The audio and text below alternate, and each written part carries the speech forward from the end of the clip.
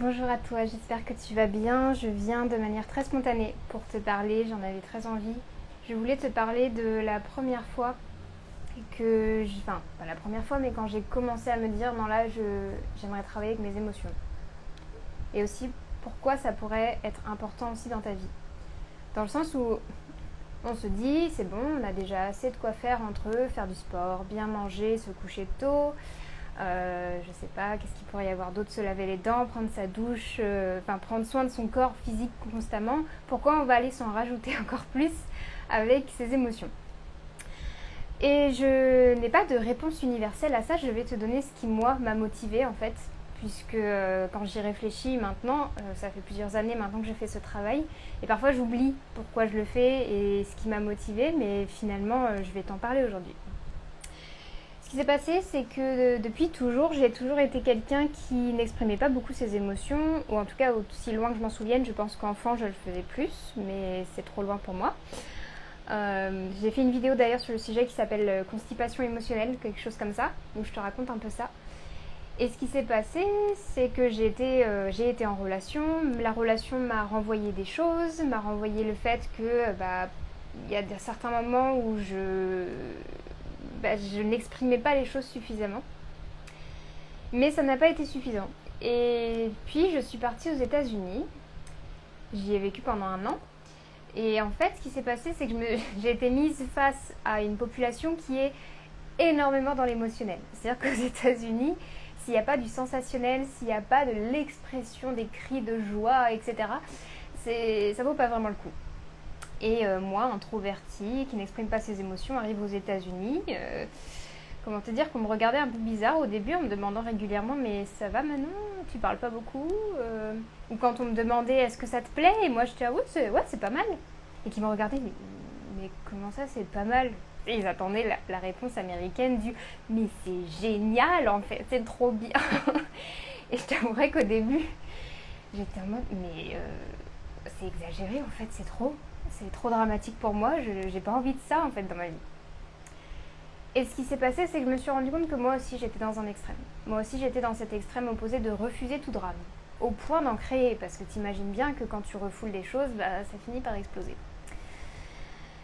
Et donc, je me rappelle encore, quand j'étais aux États-Unis, un mois après est arrivé quelque chose comme ça, il y a eu une éclipse solaire. Donc il y a eu la lune qui est passée devant le soleil, et là où j'étais aux États-Unis, c'était total. Donc on a pu l'observer, etc. Ce qui n'est pas recommandé, soit dit en passant, par l'astrologie védique, mais peu importe, je ne le savais pas à l'époque. Et donc j'ai fait une séance de yoga qui était spéciale éclipse. Il l'avait fait sur la plage avec des temps pour regarder l'éclipse avec les lunettes, etc. Enfin bref. Et il nous disait de mettre une intention.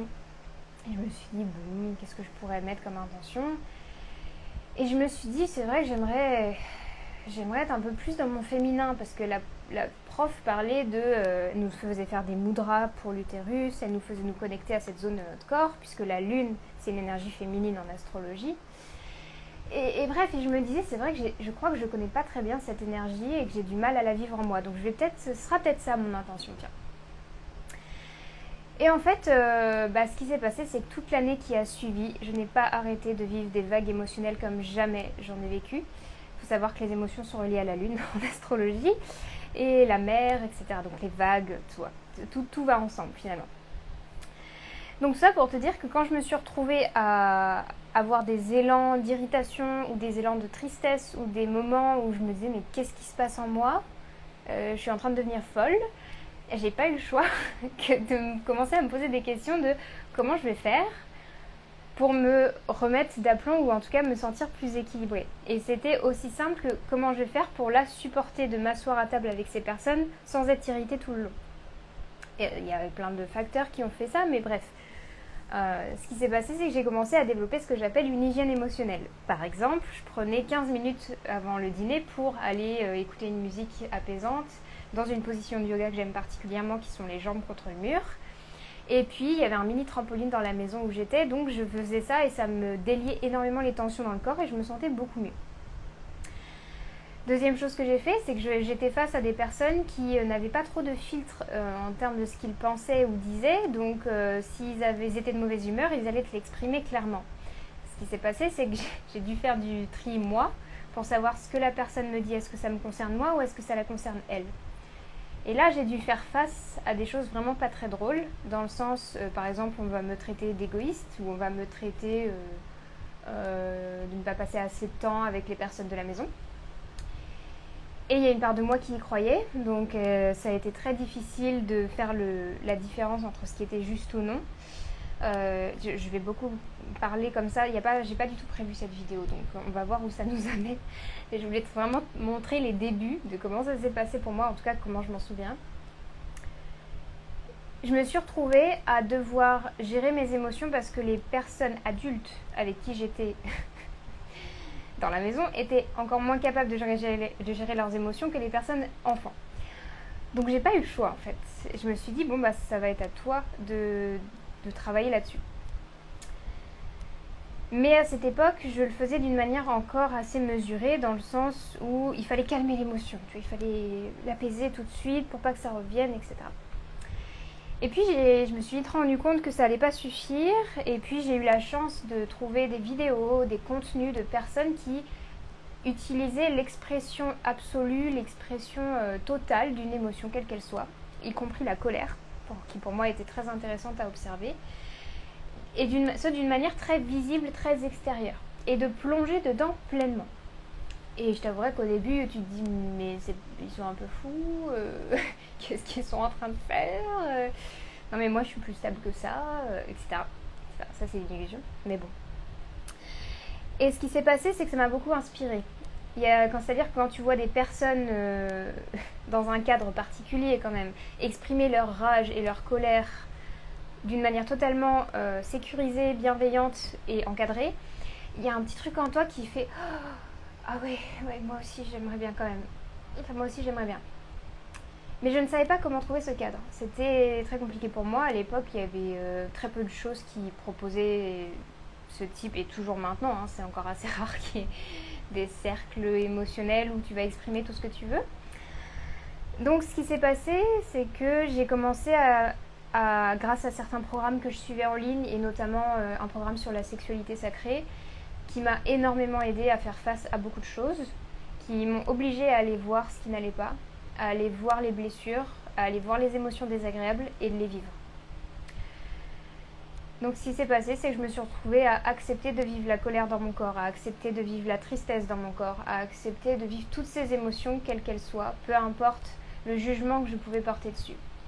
Et j'ai développé pas mal d'outils, en fait. À force de le faire, j'ai trouvé des personnes ensuite qui m'ont accompagnée sur mon chemin de manière directe ou non. C'était marrant parce que c'est pas ces personnes qui m'ont mis sur le chemin, c'est moi qui suis mise sur le chemin, mais en fait, j'ai rencontré ces personnes qui sont venues confirmer que j'étais sur le bon chemin. Donc j'ai rencontré notamment des enseignants en ligne qui proposent des outils que j'utilisais déjà. Et je me suis dit, ah mais je suis pas folle en fait, cet outil il fonctionne vraiment, et sur d'autres personnes en plus. C'est là que j'ai commencé à les utiliser en consultation, donc pour aider des personnes à venir débloquer des situations, venir comprendre ce qu'elles ressentaient aussi, puisque je ne sais pas si tu le sais, mais il y a eu une période de ma vie où je ne savais même pas exprimer ce que je ressentais. C'est-à-dire que je ne savais pas si c'était de la culpabilité, si c'était de la honte, si c'était de la colère, si c'était de l'irritabilité, de la frustration, de la peur, de la tristesse. Enfin, c'était un peu flou pour moi tout ça. Et j'utilisais la musique notamment, je t'en parlais un petit peu dans un post je crois.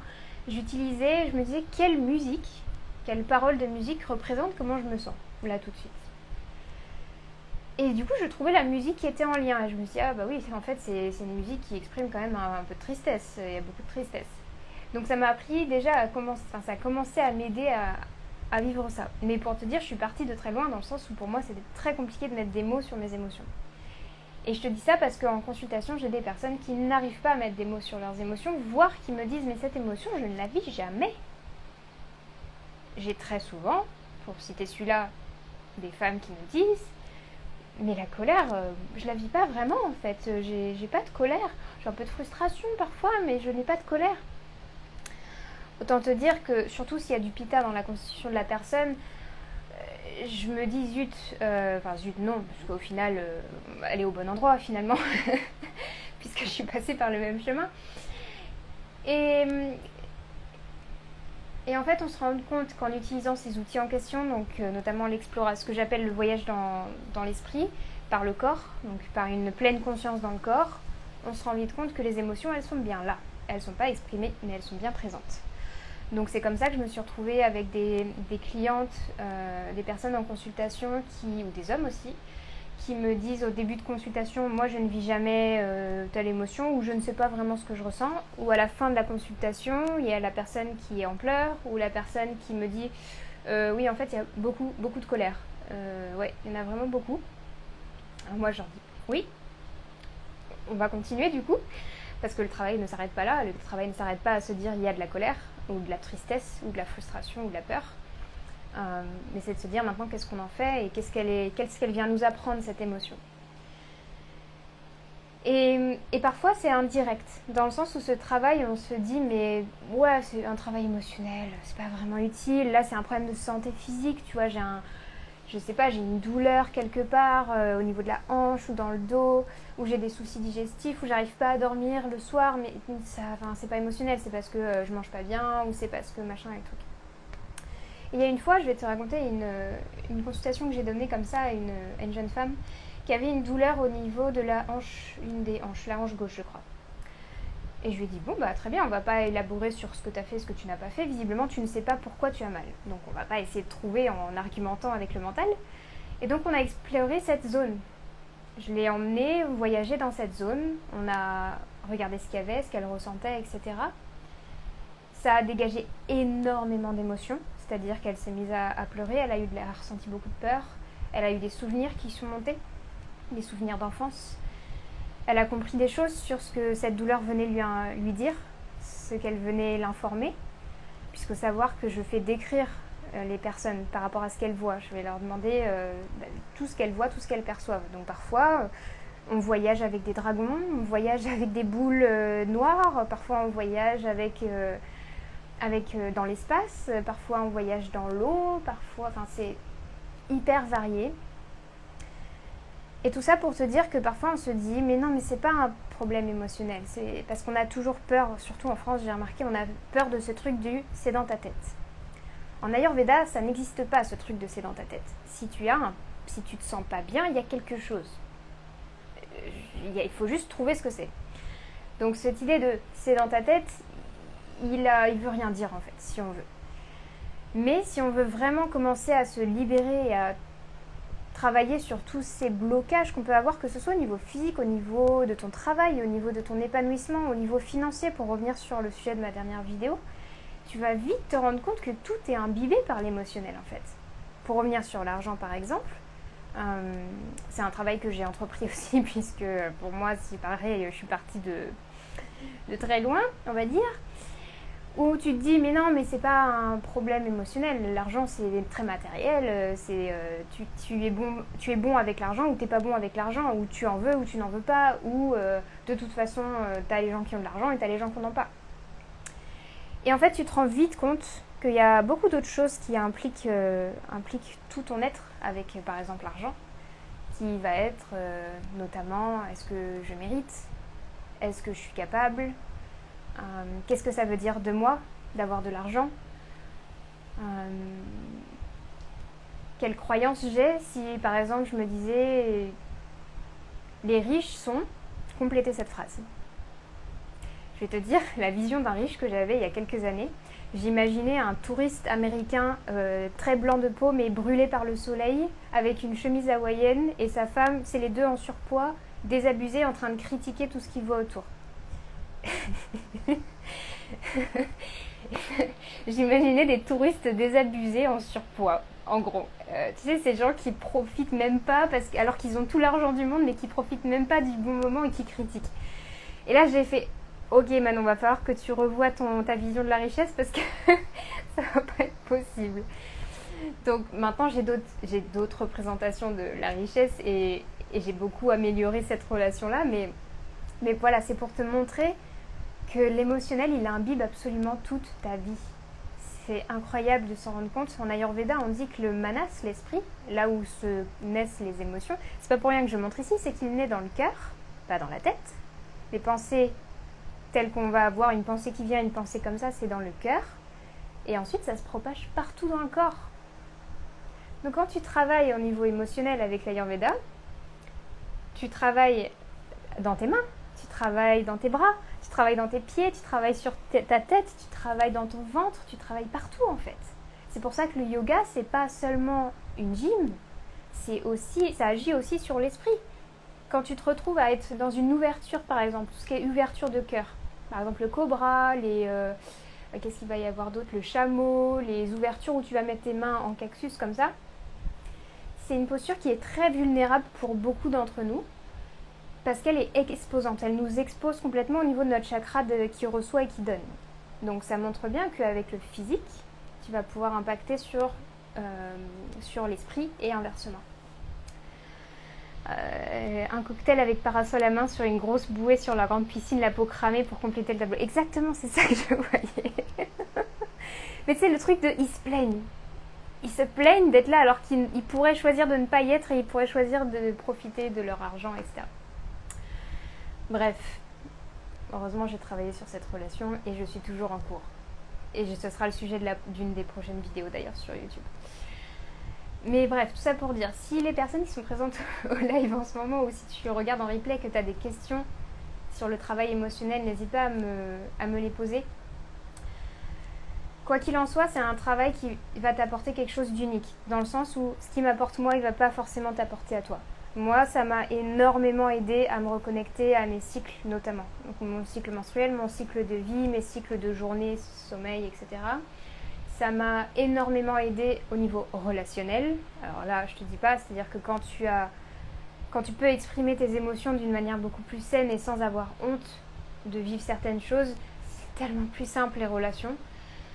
Ça m'a énormément aidé dans mon travail, puisque comme tu le vois, je suis capable d'exprimer des choses. Tu as pu voir d'ailleurs sur YouTube qu'il y a une vidéo de moi en train de pleurer parce que j'ai eu besoin moi de voir ces exemples pour que je vois que c'est pas n'importe quoi et que ces personnes ne sont pas folles pour m'autoriser à le faire. Donc j'ai voulu aussi proposer ça pour donner l'exemple en fait, pour montrer que ça peut aider énormément.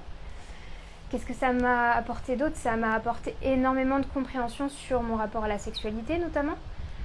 Particulièrement pour les femmes, ça je t'en parlerai peut-être plus tard quand ce sera un sujet que j'aborderai, mais ton rapport avec tes émotions en tant que femme particulièrement va énormément t'aider à travailler sur ta sensualité, ton rapport à ton corps, ton rapport à ton ou ta partenaire si tu en as un ou une. Donc c'est un travail qui est tellement global que c'est pour ça qu'en fait c'est le cœur de ma pratique à l'heure actuelle. Donc ça n'empêche pas qu'en consultation, je donne un régime alimentaire, je donne des conseils pour faire du sport, je donne des plantes, je donne toutes ces choses, tous ces autres outils que l'Ayurveda, qui est cette science magnifique, a à offrir.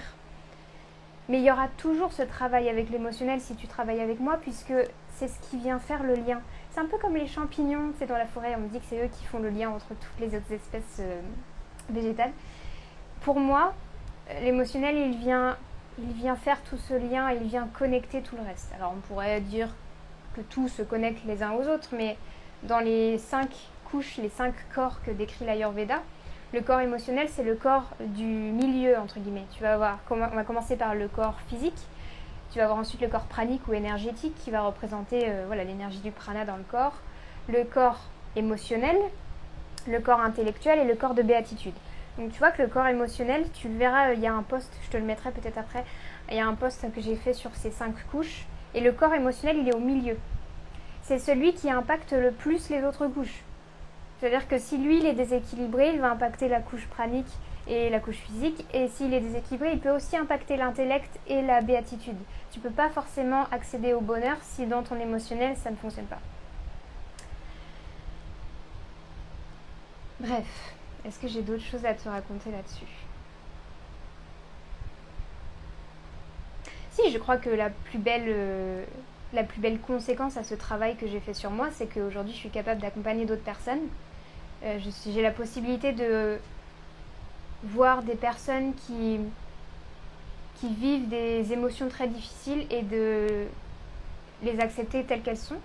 J'ai une cliente comme ça qui m'a dit « Je te remercie de ne pas avoir eu peur de ma colère ». Parce qu'elle en avait énormément à ce moment-là. Je lui ai dit, tu sais, je te remercie et c'est grâce au fait que j'ai fait face à cette colère moi-même avant que je peux faire face à la tienne. Combien de personnes d'ailleurs c'était son cas aussi en consultation de cette cliente-là, me disent je ne supporte pas de voir un conflit ou des gens en colère à l'extérieur. C'était mon cas, hein. Moi voir quelqu'un en colère c'était ouh, on va rester loin, et puis calme-toi, tout va bien, et puis tu sais, t'essayes de faire la balance, tu vois, de faire l'entre-deux pour réconcilier tout le monde. Et en fait aujourd'hui, voir des personnes en colère pour moi c'est neutre. J'ai beaucoup moins peur quand je vois certaines personnes exprimer certaines émotions. Si j'ai une personne qui se met à pleurer à côté de moi, je vais pas être en panique en mode qu'est-ce que je vais devoir lui faire, pourquoi elle pleure, mais ça se trouve elle veut pas, tu vois, je trouve qu'il y a une justesse qu'on arrive à trouver quand on vit ses émotions parce qu'on est plus aligné à l'intérieur et forcément quand ça émerge à l'extérieur c'est beaucoup plus facile d'y faire face. Donc si tu es thérapeute, c'est particulièrement intéressant. En fait, t'as pas vraiment le choix si tu es thérapeute de travailler sur toi, mais puisque c'est un peu quand tu signes pour ce genre de travail, tu signes aussi pour ça. Et quand tu fais une rencontre de tes émotions qui est aussi profonde et aussi authentique, tu vas pouvoir accompagner les personnes d'une manière aussi profonde et authentique. Dans le sens où tu vas pas forcément essayer de les sortir de leur tristesse en disant non mais vous inquiétez pas, ça va aller... Et puis regardez, il y a ça qui est bien. Et puis essayer de les sortir de cette émotion, ça fonctionne pas. Si tu as bien regardé, si tu as vu toutes les vidéos que j'ai pu faire sur l'hygiène émotionnelle, une émotion, elle se traverse. On ne sort pas d'une émotion. C'est une illusion de se dire qu'on arrête la colère ou qu'on arrête la tristesse ou qu'on arrête la peur. C'est qu'on s'est arrêté en plein milieu. Donc en gros, tu es en train de boire la tasse. Pour faire simple. Je donnais cet exemple hier en consultation. Les toxines en Ayurveda qui sont produites au niveau physique, c'est la même chose qui est produit au niveau mental. Si une toxine, c'est quelque chose qui est mal digéré et qui vient se stocker. Par exemple, tu as mangé un petit peu trop au repas précédent ou tu as mangé des aliments qu'on dit incompatibles en Ayurveda, comme par exemple autant de ghee que de miel, ou tu as mangé du lait avec des fruits, enfin tu vois, ces aliments-là incompatibles selon l'Ayurveda. Ton corps ne sait pas quoi en faire. Ce qui va se passer, c'est qu'il va donc créer un espèce de... il ne va pas pouvoir le digérer, donc ces résidus-là vont rester dans ton corps et se stocker là où c'est faible, souvent dans les articulations, dans le système digestif, etc. Ou dans le système nerveux. Et si tu ne fais jamais de thérapie pour les évacuer, cette toxine, elle s'accumule, elle s'accumule, elle s'accumule. Donc il y a deux choses, il y a prévenir la création de toxines, donc faire en sorte de bien digérer ce que tu manges et ce que tu perçois et toutes tes émotions, etc.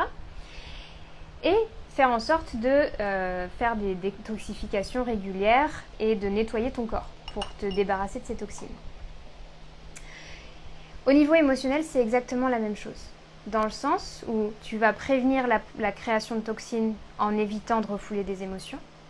Donc en évitant de te dire « Non mais je suis pas vraiment en colère, regarde en fait ça va. Non mais je devrais être dans la gratitude. J'ai tout ça quand même qui est bien dans ma vie. » Tu vois, ce genre de choses. Donc on évite de créer des toxines en évitant de refouler ces émotions. Et de deux, on va faire des purges régulières, plus ou moins régulières en fonction des besoins, mais on va faire des purges pour éliminer les toxines qui sont déjà présentes. Donc c'est ce que je fais en consultation avec ce que j'appelle les empreintes émotionnelles. C'est des toxines émotionnelles en fait. Et c'est ce qu'on va faire dans l'hygiène de vie, l'hygiène émotionnelle, où je vais t'aider par exemple à savoir comment dans ma journée je peux faire en sorte d'entretenir un environnement qui est sain pour moi aussi au niveau mental et psychique. Il n'y a pas que l'idée de manger ce qu'il faut, de dormir assez, de faire assez de sport. Il y a aussi comment est décoré ton intérieur, comment tu te sens chez toi, comment tu respires, comment tu bouges, quelles sont les couleurs qui t'entourent, quelles sont les textures, les odeurs. Enfin, il y a plein de choses. Et puis je ne vais pas rentrer dans le détail parce que je t'ai fait une longue vidéo sur YouTube sur le sujet qui s'appelle Conférence sur l'hygiène émotionnelle, quelque chose comme ça. Donc je vais m'arrêter là parce que j'ai beaucoup parlé. Et si tu as des questions, n'hésite pas à me les soumettre. Et je vais juste terminer là-dessus. J'ai créé cet atelier sur la psychologie ayurvédique et sur le fait de vivre ses émotions parce que c'est exactement l'atelier dont j'aurais rêvé il y a quelques années. C'est l'atelier et le cadre dont j'aurais rêvé d'avoir des gens autour de moi qui sont prêts à m'accueillir tel que je suis au moment où je le suis et de vivre ces émotions d'une manière qui est sécurisante. Puisque moi je vais être là pour vous guider. Donc je serai à côté de toi tout le long si jamais tu veux les vivre. Si jamais tu n'as pas particulièrement de choses à vivre à ce moment-là, c'est ok. Tu peux aussi profiter juste de la théorie et de l'expérience qu'on va vivre ensemble. Le cacao va nous y aider aussi, c'est pour ça que je l'ai intégré à cette pratique. C'est une médecine qui, moi, m'accompagne au quotidien, particulièrement au niveau émotionnel et spirituel. Donc voilà, je suis vraiment ravie d'organiser ces ateliers. Ça va vraiment être quelque chose de magique, je le sens déjà. Si tu veux les informations, tu les as toutes dans mes stories et puis je les remettrai dans des stories à la une, etc. Sur mon site internet, il y a tout ce qu'il faut. Et puis si jamais tu as encore des questions, n'hésite pas à venir me voir par message. J'y réponds et je suis très disponible sur Instagram, par mail, etc. Donc n'hésite pas, surtout, n'hésite pas à venir me poser tes questions et à venir savoir si ce que je propose, que ce soit les ateliers ou autres, ça pourrait t'aider toi. Parce que ce serait approprié dans ton cas. Voilà, je te remercie beaucoup d'avoir été présente si tu étais là pendant le live. Et sinon, merci beaucoup pour tous ceux qui vont regarder le replay. N'hésitez pas à poser vos questions ou à me dire ce que vous en pensez. Et surtout à répondre à cette question. Quelqu'un de riche est... 3 petits points. Et tu réponds à la question, ça pourrait être drôle de voir quelle était notre perception ou quelle est notre perception de la richesse. Voilà. Allez. Je te laisse, je te souhaite un très bon week-end et on se retrouve, j'espère, très bientôt en atelier. Donc à la Thèse de Buch sur le bassin d'Arcachon ou à Saint-Benoît près de Poitiers. Allez,